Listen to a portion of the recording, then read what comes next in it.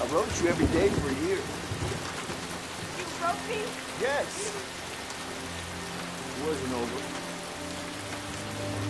It still isn't over. I've been doing a lot of thinking. And the thing is, I love you. I love you. I love you.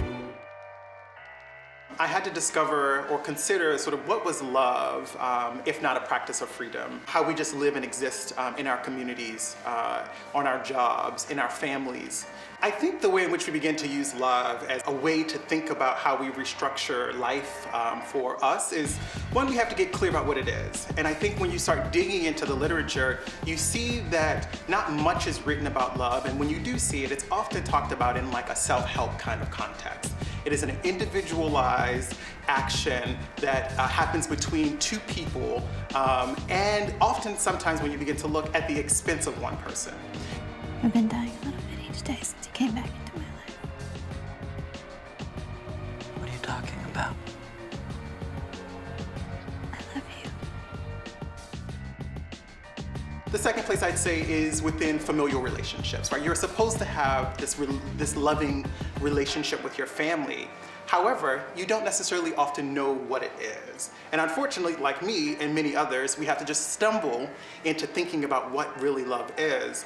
And so what I did was begin to look at how love specifically in literature was used, and when I started to sort of do a landscape or an assessment of that, one of the things that came up, particularly as I think about the intersections of being a Black gay man growing up in Baltimore City, the way in which people talked about love was actually very heteronormative and focused on whiteness.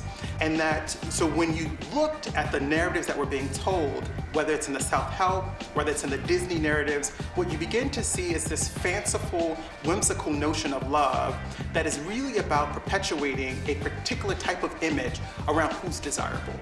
And that image is often white, heterosexual, and sort of cisgender, able-bodied folks.